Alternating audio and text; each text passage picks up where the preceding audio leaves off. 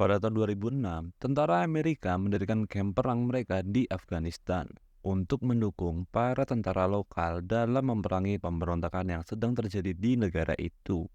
Tujuan utama Amerika adalah membangun kembali koneksi antar warga dan pemerintah, serta memutus jalur penyelundupan senjata dari pihak Taliban. Dan inilah review film The Outpost.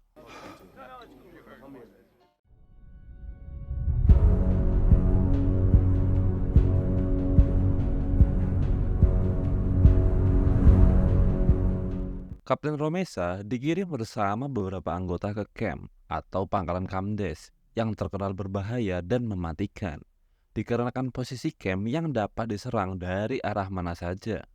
Benar saja, di pagi harinya saat sedang mempersiapkan kegiatan patroli tim, Romesa diberondongi peluru dari atas lembah oleh Taliban. Getting fucked in his shit bowl. Man, we're not fucked. You gotta fucking kill it, mother. Sebuah mortar pun langsung diarahkan ke posisi para pemberontak Taliban, dan peperangan pagi ini dimenangkan langsung oleh tim Romesa. Good job, fellas. Oh, he go. Namun, penyerangan pagi ini membuat satu tentara kritis. Ia adalah Jacob. Wajahnya terkena serpihan bom yang sempat dilemparkan oleh tentara Taliban.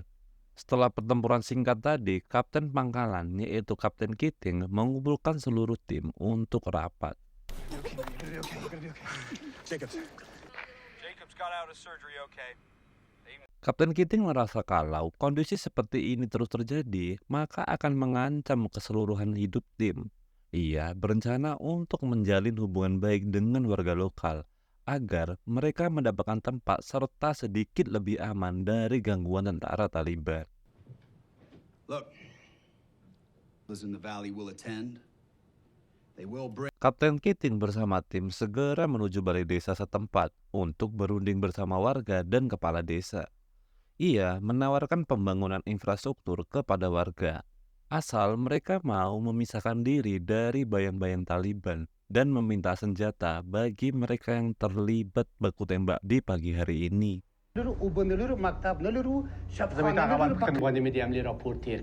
I will lose on. Pertemuan ini awalnya berlangsung sengit dan panas, namun penawaran dari pihak Amerika lumayan menguntungkan, dan warga pun akhirnya menyerahkan senjata mereka sebagai bukti dari perjanjian ini.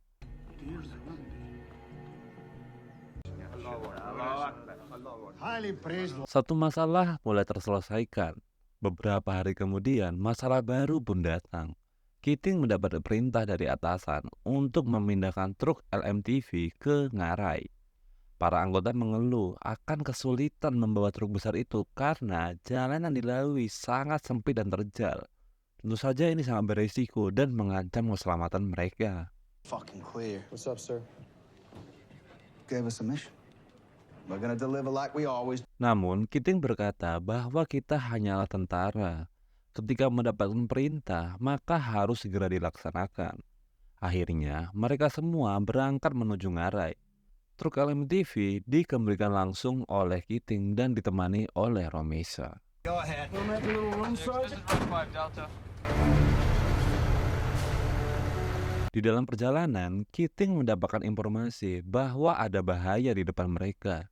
Ia memerintahkan Romesa untuk memeriksanya. Ketika Romesa memeriksa kondisi di depan, tiba-tiba truk LMTV mereka terguling dan terjatuh ke dalam lembah. Just a dead chicken. Come on through. Akibat kecelakaan tersebut, Kapten Keating harus tewas. Pemerintah pusat tidak tinggal diam. Mereka langsung mengirimkan Kapten Robert sebagai pengganti dari Kapten Keating.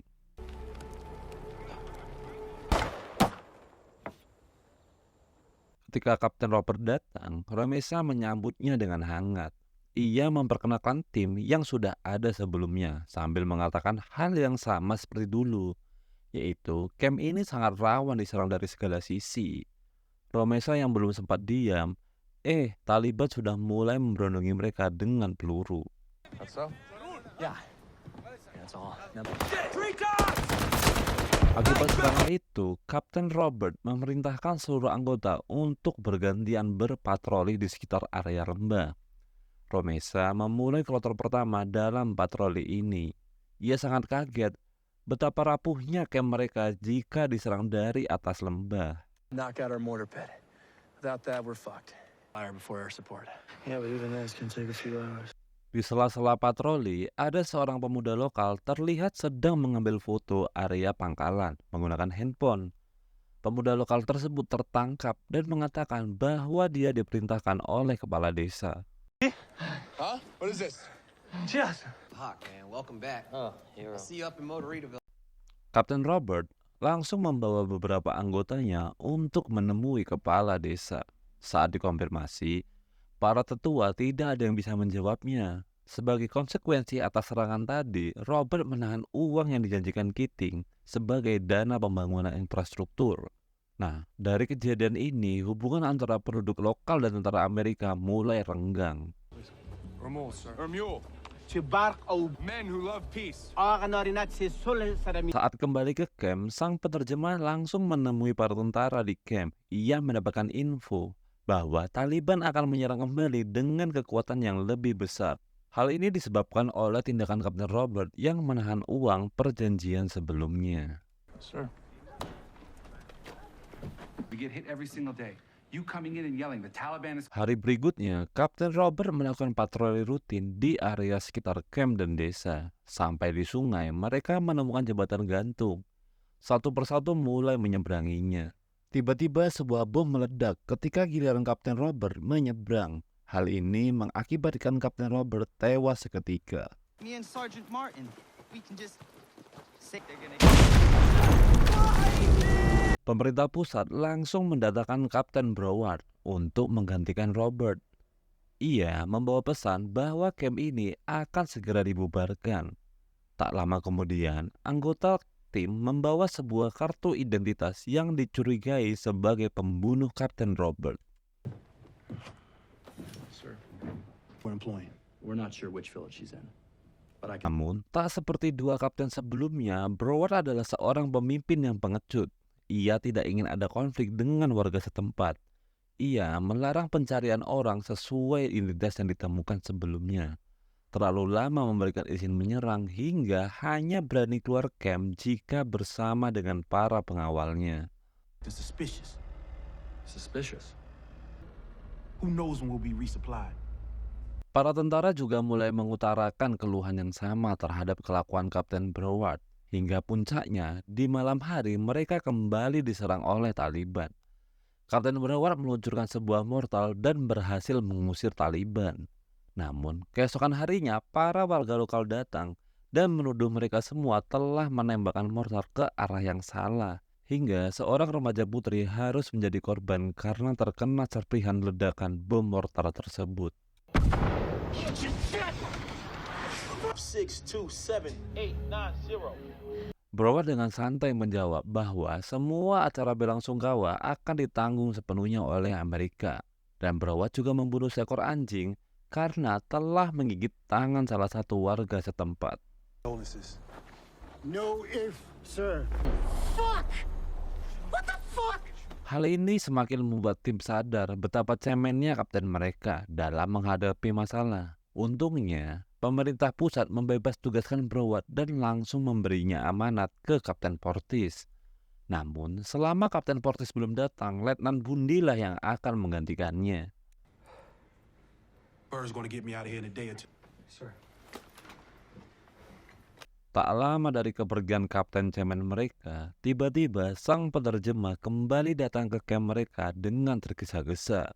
Ia mengatakan bahwa warga lokal telah meninggalkan desa dan ratusan Taliban sedang menuju kemari.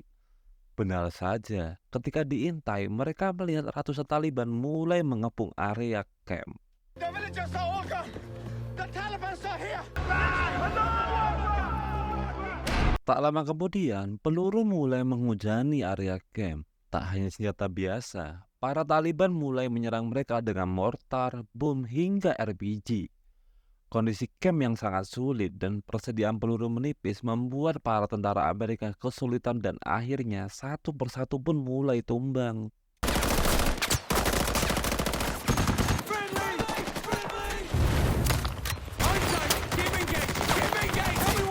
Letnan Bundy yang mengetahui timnya dikepung mencoba menelpon pusat untuk meminta bantuan udara. Namun sayang, cuaca saat itu tidak cocok sehingga mereka harus menunggu kurang lebih selama 2 jam. All right, if we're gonna do this, we gotta call a net switch. We got enemy. Guidons. Alamo. Romesa masuk ke ruangan Letnan Bundy yang sekaligus sebagai pusat komunikasi. Ia mengatakan bahwa mereka semua harus keluar dan menyerang musuh. Karena jika menunggu 2 jam, musuh jelas sudah menguasai camp ini. You sure you can make Gate, or the enemy is just walking the fuck in. Romesa pun keluar dan membawa sejumlah amunisi untuk membantu teman-temannya yang sedang berperang di area camp. Susah payah Romesa menghabisi musuh. Ia lalu dihubungi pusat bahwa bantuan udara sebentar lagi akan datang dan mereka diminta untuk segera berlindung dari area tembak pesawat. We're coming in! You got me! You beautiful fuckers! Friendly's coming in! Setelah bantuan datang, peperangan ini akhirnya mampu dimenangkan oleh Amerika. Namun mereka harus kehilangan 8 orang akibat serangan besar dari Taliban. Keesokan harinya, Kapten Portis dan timnya sampai ke area camp. Ia pun langsung menemui Bundy untuk memerintahkan seluruh anggota mengumpulkan mayat teman-teman mereka dan segera bersiap meninggalkan camp ini.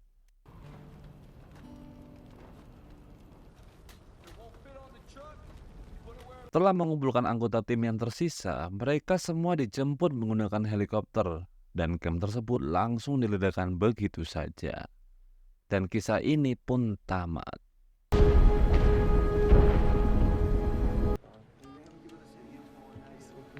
Perlu diketahui, film ini diangkat dari kisah nyata yang terjadi di sekitar tahun 2008-2009. Romesa adalah saksi kunci dalam hal ini, karena dia yang bertahan dari berbagai macam serangan. Hingga akhirnya cerita Romesa ini diangkat menjadi sebuah film pada tahun 2020. Terima kasih sudah menyaksikan review film The Outpost. Jangan lupa untuk like dan subscribe channel ini. Sampai jumpa di review film selanjutnya.